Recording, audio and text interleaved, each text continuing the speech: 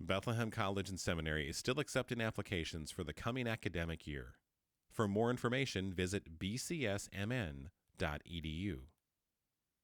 All right, parents who affirm their kids. I hope that's everybody in here. Next slide.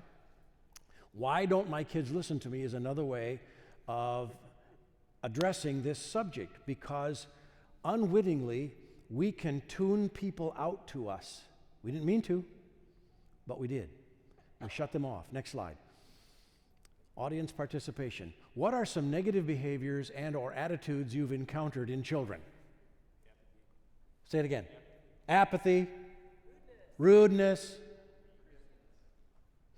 forgetfulness, disobedience, laziness, fussiness, anger. Okay, and we could make a list that would fill a whiteboard, I'm sure. Next slide. Here's my first topic now. I'm going to do two topics in this half hour. Affirmation ratio. The first part of it, next slide, is affirm. You all know how to do this. You have picked it up as you have grown up. Some of you are giving me eye contact right now. That's very affirming to me. It's like you're listening or pretending to listen to me. You know how to, there's some nonverbals going on here. Somebody doing something on somebody else's lap. That's, oh my goodness. Yes, very affirming. They're doing something together on their lap there. And couples that are sitting shoulder to shoulder. You know how to affirm people by listening to them. Like you turn off something or put your phone down to give attention to them, make eye contact with them. You know how to say things. How many of you are married? I'm going to guess that in Western culture, you couldn't have gotten married if you didn't know how to affirm. You knew how to say to that person, I like you. I approve. And you found nonverbal ways to do it. You gave them the key to your apartment. You gave them the password to your computer. You told them things you don't tell everybody else. There are verbal and nonverbal ways to affirm people around us. And I'm alleging that you already know thousands of ways to affirm. You know how to do it. Problem is, it goes away. It evaporates. In my 40 years of pastoring and doing marital counseling in my office, I have yet to deal with a divorced couple that maintained affirmations at a sufficient level. They just evaporated. They blew. You don't even have to get crabby. You don't have to shout and pop out the veins in your neck and clench your teeth or swear at each other or call names. Just the affirmations just go away and the relationship drifts. Now, the next slide underlines the word ratio. There's a proportionality, and I used to wrestle with this. What is the proportionality? Is it 10 to 1 or whatever? And I did read research literature all the way, some were arguing from 6 to 1, 48 to 1. Don't worry about the number. Be curious about the other person.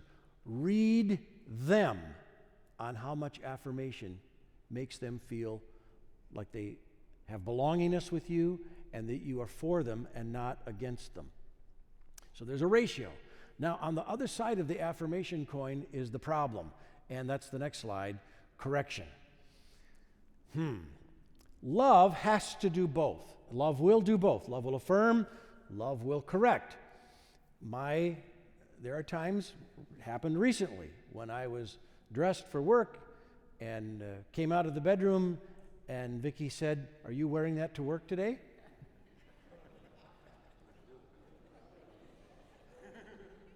Early in our marriage, I would have explained why I was wearing that to work that day.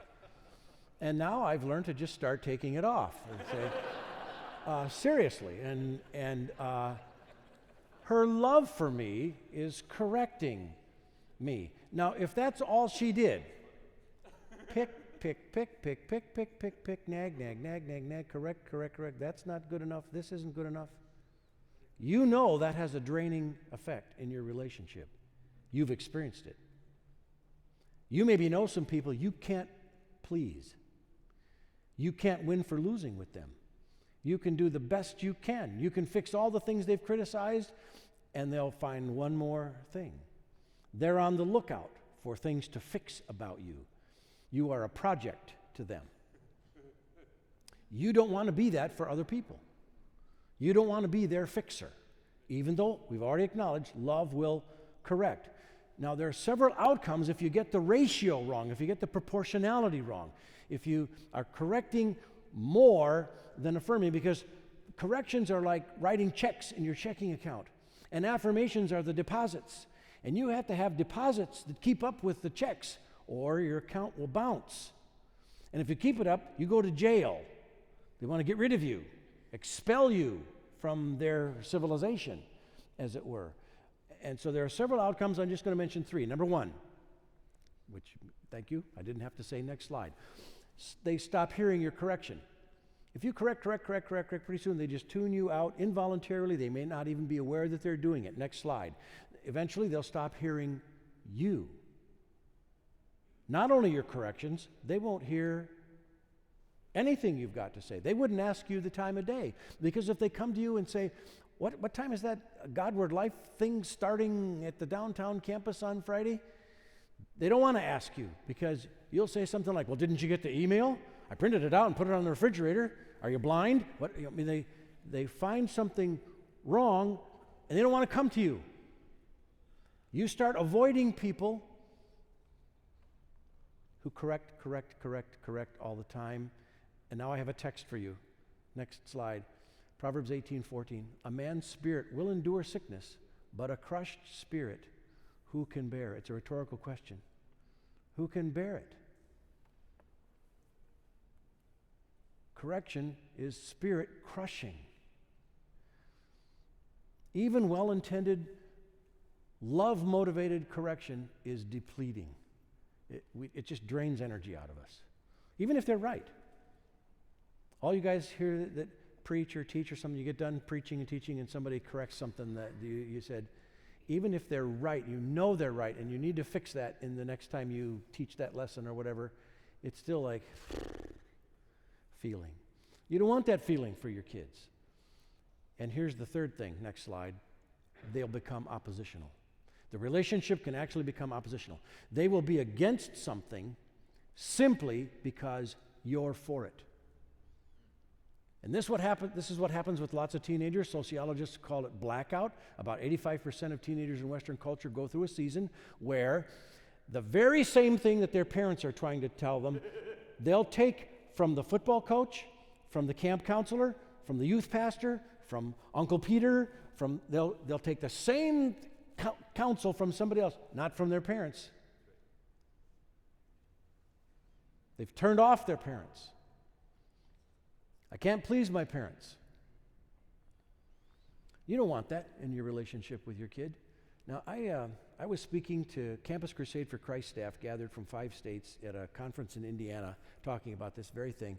And after the first session, they gave me more than 30 minutes. So after the first session, I noticed a guy down here that had been sitting down front wasn't there after the break in the next session, which is fine. And later in that day, at the lunch break, he approached me and he said, I don't know if you noticed, but I missed your next session. I said, that's fine. Fine. He said, I just want to explain to you what happened. I saw myself in your talk. I have a 14-year-old son. And I would guess that, and we live at the same house, I would guess for the last 2 years we've not spoken. And I recognize why. I've pushed him away. Have you got your homework done? Did you put your bike away? Straighten your collar. Your hair's a little, don't look at your mother like that. And he's a good son. You'd love to have him for your son. He's a good boy. And I'm relentlessly on his case about this is not good enough and that's not good enough. And we've become this. So I determined at the break, instead of coming back to the session, I was going to go to the phone. This was before cell phones. I was going to go to the phone and call home long distance, see if my wife could get him on the phone. And she did. And I said to my son, basically, I just called to tell you I am glad you're my son. You're a good son. I'm proud of you as my son. I'm pleased that you're my son. You do so many things well. I just wanted to tell you that. And he started to talk to me about what was going on at school and his sports and everything, and he talked to me for 45 minutes. I tell that story, one phone call overcame 2 years. This is powerful stuff. Don't ignore it. Don't leave it in your toolbox. Pull it out every day. Find things to affirm in the people who are around you, because the earlier slide said, why don't people listen to me? They don't get any affirmation from you. And we're all thirsty for affirmation. In fact, I will argue that there's something defective with you if you don't want to hear God affirm you. You should want to get to heaven one day and hear God say, well done, good, faithful servant. There's an appetite in all of us for it. And there's a disinterest in correction. And we drift apart. I got to hurry through the rest of my slides. I don't even know how I'm doing on time here. Okay, this is about earning the right to be heard or gaining a hearing. There's more to it than that, but that's maybe the part I want you to get. In fact, if you're going to take notes, next slide, here's the one thing you might write down. People tend to be influenced by those who praise them. So you want to have influence with your kids? Praise them. Praise them. I'm not talking about flattery. I'm not talking about exaggeration. If you don't think your son is the smartest son in school, don't say that he's the smartest boy in school. Don't say that. But if you think he is, that would be something to say. Mainly, what I want you to commend in your children is Christ-like qualities, and they are manifest in people even who are not yet believers. So your little child shares their toy. Oh my goodness, throw a party. Hooray, you shared. That is such a good thing. That's something God does. God is lavishly generous with others. Or if they confess something, they tell the truth. I flushed the thing down the toilet, kind of thing. Before you give them their trouble, that maybe they have trouble coming, they busted the window or the whatever, you told me the truth when it was hard. That is so good. That is so important. That is so godlike. That is something that God would do. All right, I've got to keep going here. You catch more flies with honey than with vinegar. Honey is the affirmations. Vinegar is the corrections. And you got to have some vinegar. How many like salad dressing? Okay, life's going to have some vinegar. But, man, put honey in there. And then a spoonful of sugar helps the medicine go down. Sugar is the affirmations. Medicine, got to have the medicine, but overwhelm it with sugar. Next slide. Calvin, in his commentaries on the book of Ephesians, said this: we readily believe those whom we know to be desirous of our welfare. And many teenagers don't know. They're not sure that their parents mean them well. It seems like I just bug you. You're annoyed that you had me. You don't want that to be your reputation with your teens. This explains, I think, a lot of gang behavior, even in this neighborhood. So here's a youngster, and he's not musical, so he doesn't impress the band teacher or the choir director. He's not particularly interested in spiritual things, so the youth pastor is not really a fan of his. He doesn't get good grades, and so the teachers don't celebrate much about him. He's not industrious. He just doesn't get affirmations much of anywhere. But man, when he spray painted graffiti on the bridge, the gang yucked it up. Okay, who's got influence in his life now? The gang. They will affirm him. And so, all the tattoos, they're out to please somebody. They're getting praise from somebody. You want to be the person they get the most praise from. I wish I could tell more stories. I got to move on. Next.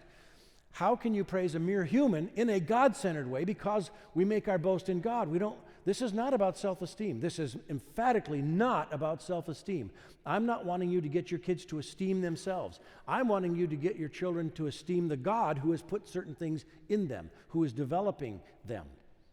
So when my little granddaughters wore a lovely Easter dress, it's all right to say that's a cute dress. That's fine. That's true. But somebody must love you to make you look so lovely, like a lovely young lady there. I'm affirming that somebody loves them. They still feel good about that they look nice, but they know it's owing to someone else. And so we can point out the character of Christ in little ones and even in people that are not believers. They're not acting in faith, but they are in the image of God, as Joe pointed out. And the image of God is in every human being. It's there. If we look for it, we'll find it. It's there to be affirmed. And they'll appreciate the affirmation, and it will lubricate your relationship with them. Next slide. Even though many relationships fall into trouble over exacting standards. That's not quite good enough. This is not about lowering standards, but about commending incremental progress towards those standards. How much time do I have left? 10? Okay. Quick story. I taught 6th grade for 7 years, and I had an arrangement with the administration that I was the only male teacher in that school, and I would take all of the fatherless boys. If there's a fatherless boy, I'll take him in my section. There was more than one section of 6th grade, and I'll take him in my section. So I had all the fatherless boys. And one year, I had a student that I will call Wayne, and he was antisocial. From before he came in school, the first day in the fall, I hate school. And he demonstrated that he hated school. In fact, one time, he took, on a weekend, he took toothpicks and he jabbed them in all the locks of the school and then put chewing gum in around all the toothpicks. So a key wouldn't go in there. So Monday morning came, custodians couldn't get the building open. They had to break a window and clean out all the locks and all. He would, if you sat behind him, he might write on you. He might cut your hair. He might cut your clothing.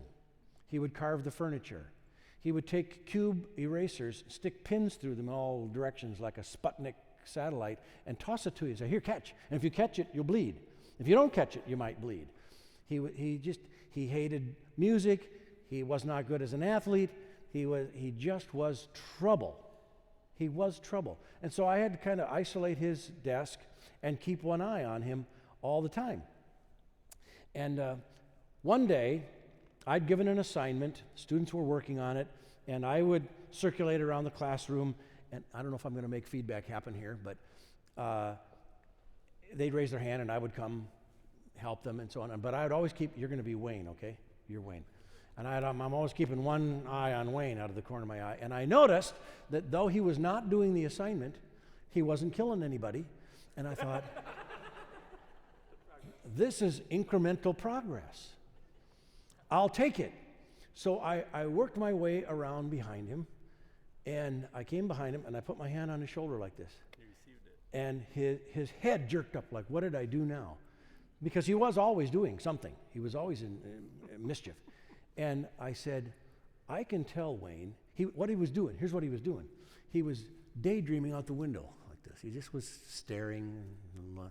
And I said, I can tell you're deep in thought. I like that about a guy. I like a guy who's a thinker. Now, I didn't think of this till later. I wish I had said, God says, Right. come, let us reason together. I could have made it more God-centered than I did at that time. But all I said was, I like a guy who's a thinker.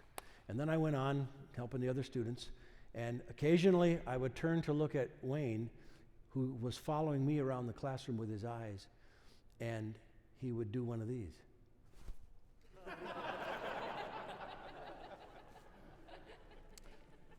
What's happening? I'm gaining a hearing with that boy. I'd like to say he graduated as valedictorian and he was called into the ministry and stuff, and I can't say any of that. I lost track of him. But I'm saying to you, the practice of affirmation is very powerful for relationships. He hated Christmas. And so Christmas break came, and he came up to my desk. Sorry. He had made me a Christmas card. He doesn't make Christmas cards. He hates Christmas. And it wasn't anything very good. He's not very good at anything. And except thinking. and mischief. And he gave me this card, and he stood there. He wanted me to read it. So I read it in front of him and thanked him. And he, stood there proud as a peacock that he could make a teacher happy. Your kids want to know, can I make mom and dad happy? Can I do it? And I thanked him for the card, and he said, I still hate Christmas. And then he went home for Christmas vacation. I just tell that story, and I could tell some others, that it's very influential. This is a powerful dynamic, and it's just laying there for free. You don't have to go buy it. You don't have to read my book. You don't just start affirming good things in the people that are around you. Next slide. I got to move along. Topic number 2. Next slide. Yes. Let your yes mean yes and your no mean no if you're a parent. Okay? That's the main lesson here. Jesus said it. We could close now, but I'll try to elaborate. Next. To give direction or commands to our children and then not enforce them is to teach the children that our words mean nothing. If you say, get your pajamas on, and they don't get their pajamas on, and you don't do anything, you just taught them that get your pajamas on coming from your mouth doesn't mean a thing. Next slide. If our no doesn't mean no, then the word is not only pointless, it's a lie. I said, don't touch that, and they touch it, and you don't do anything, then you're saying don't touch it is a lie. You didn't mean that. Next slide. To accept unacceptable behavior, mainly defiance. Somebody said disobedience back here earlier. Just ratchet that up a little bit to defiance. They'll look you in the face with a you can't make me kind of a look, especially youngsters. Defiance, needless delay in obedience. You tell them to get their pajamas on, and well, they just want to finish 16 more games of whatever that they're playing. Or indifference, like, I might get my pajamas on, I might not. Teaches your child that what you claim is important isn't, after all. And you're shutting the door, you're closing the window to them hearing the gospel from you. Because what comes out of your mouth doesn't mean what you claim it means. So you want to gain a hearing for the gospel by making your yes mean yes, your affirmations mean what you mean, and your no mean no. Next slide. Not reinforcing boundaries conveys that we really don't care whether our child does good or evil. You don't care whether they honor their father and mother. You don't care whether they obey their parents, which God has told them they should do. Because there's no consequence when they don't. Next. In a nutshell, correction is basically, no, not that. Yes, this. Yes, now. It doesn't have to be done in a crabby way. It doesn't have to be done with abuse and violence, and you can just, you tell them to get their pajamas on. Now here's the challenge for you, for the mom and dad. Tell them to get their pajamas on, and they delay. You get up out of your chair. That's the tax on you, but it's a tax that pays dividends. Next slide. Say it once, mean it. Now I'm going to count to 3. That just teaches them that 1 and 2 don't mean anything. I'm going to tell your father when he gets home. That means if mama says it, it don't matter. Say it once. Follow through. Next. If we want our child to respond the first time we speak, we must demonstrate that we always mean it the first time. Now, you could give an instruction. You say, I want you to go to your bedroom, and they say, but my bedroom is on fire. Okay, you don't want them to go to the bedroom. But what I would urge you to do then is to say, I was wrong to give that instruction, instead of just ignore it and let them disobey the instruction. Retract the instruction. Say, you shouldn't go to your room. Let's call the fire department instead. Next slide. If your child discovers he can disregard your words without consequence, you're training your child to not pay attention to you. So I opened this talk by saying, why won't my kids listen to me? This could be one reason. They don't need to. Won't make any difference. You're making your own words worthless. Next slide. Don't bargain. Don't debate until there's obedience. Then you can talk about it. To debate young children, Joe got at this, is to expect them to ask the right questions, which is dubious, for they may not yet see the real issues. Children are not adults. They're not. And you're trying to reason with them. The child does not want to win a debate. The child just wants to win. They just want control. It's not about the candy or the ice cream or the curfew or can I take the car and whatever. It's they want control. Bargaining assumes that the first offer is merely an invitation for a counter proposal. You're going to get a lot of back talk if you get into bargaining. So, I got a slide that's coming up here. Next one. When you engage in an argument with your child about why he should obey you, you relegate yourself to a hopeless search for better arguments that will satisfy your child. If you're having to convince your child why he should obey, then you have to satisfy his reasons for him to obey. He's in charge. He's setting the terms. He should obey because God said he should obey. Doesn't mean you're perfect, but God's perfect. He's the one who issued that order. Next slide. Rewards are part of God's design for the universe, and that's where affirmations come in, among other things. Behaviors rewarded are more likely to be repeated. That is a law. That is a principle. God has wired it into the universe, and it works with human beings and with dogs and horses. They tend to repeat behaviors that are rewarded. You give them a carrot, you're going to get more of whatever they just did. Next slide. So, wise rewards reinforce, and wise punishments deter. Next slide. Very helpful, simple warning is, what did I say? I said, get your pajamas on, and they're balking, delaying, whining, fussing. Oh, whining. I could talk about whining. I won't. All you need to do is say, what did I say? I found this very useful when I was teaching the public school. It went along with the question. I'd go into the bathroom, and somebody's just hanging out in the bathroom, just loitering in the bathroom. And, morning, Lance. Where should you be? I didn't even know where Lance was supposed to be. But Lance knew where Lance was supposed to be, and it wasn't loitering in the bathroom. And so it is with the question, what did I say? What did I say enforces that whatever I said, I meant. If I said, get your pajamas on, or whatever the instruction is, what did I say? That is the law that's in effect right now. That's the expectation. Next slide. Okay, guff level. I'm going to end with this. Each parent has a level of guff that they're willing to put up with. I call it guff. What I'm saying is that the rules of different households will be different. You're going to have different curfews, and you're going to have different, whether you have to finish your milk or whether you don't have to finish your milk or what. You're going to have different expectations in your houses. So, next slide. The vertical axis is the amount of guff. At the bottom of that line would be, you don't take any guff. Stop breathing, whatever.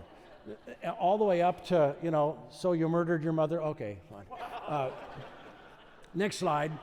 The horizontal axis, as time goes on, next slide. Your limits. Now, they're just short of murdering. No, never mind. Okay, so whatever your limit, whatever your curfew is, whatever your expectations are, whatever you're telling your children to do, I'm saying that should be a consistent line, and you have a line over which you don't want them to go, whether you're explicit about it or not. There's a line that you have, and if they go over that consistently, you're going to blow. You're going to be angry, or you're going to be despondent, or you're going to give up parenting and just let them run the house or something. But you have a line. Next slide. Your actual limits may be different from other people, but they need to be consistent. Now, go next slide. As time goes on, I got to go this way, don't I? Yes. As time goes on, the rowdiness or the exploratory nature of the child will increase. They'll take wider and wider liberties for themselves, and they'll keep going until they meet your guff line, and they'll go over it. They will transgress. We just heard from Joe, they are sinners. They will break your rules. There are no perfect children. There was one. Next slide. Now, as the guff escalates, they're going to go over your line, and you're going to push back. You're going to respond in one way or another. We want to respond in Christianly biblical ways, but you're going to respond. Next slide. And that pushes their behavior back down.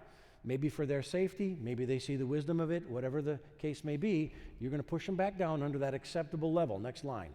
And then their behavior will approach the line again, next slide, and plateau if you're consistent. If you're consistent, they'll learn. Don't test Dad on that one. We know what'll happen. My sister is here, Jean, and we had certain expectations laid on us by our Father, and we knew that we knew before God and all the angels. If we transgress, we're going to get it. So we didn't transgress because we didn't want to get it. And I'm not even saying what the it is. Right. It doesn't matter. Just a consequence that they don't want. Next slide. Now, they can go over to the neighbor's house, and the expectations are different. They can play different at there. Okay, that's at the neighbor's house. Or the neighbor's house might have tighter limits and expectations. Or when I was a public school teacher, it would vary from classroom to classroom. My classroom was a little noisier than some, and the gal, Mrs. Sunny, whose class was next door, she ran a tighter ship, so to speak. And so the students knew when you go from my classroom to her classroom, you bring her down. And when you come back into my classroom, you can sharpen your pencil and that's fine. Okay, next slide. You want to affirm and reward compliance and good attitudes when they happen. When they get their pajamas on, then you say, good job. Thank you for getting your pajamas on. Thank you for obeying. Obedience is a Christ-like quality. Did you know what Hebrew says? That he had to learn obedience? Blows my mind, but that's what Hebrew says. Obedience is a Christian thing. And God is developing in you qualities that will serve you well. Oh, good job. Have a little party when they obey. Don't just say, well, they're supposed to obey. I'm the parent. Reward it. We're back to the principle. Behaviors are more likely to be repeated if they're rewarded. Now, eventually rewards can evaporate as they mature, and there's more to be said, and I only have 30 minutes, and I've used up my time. Next slide. That's it. Let me pray.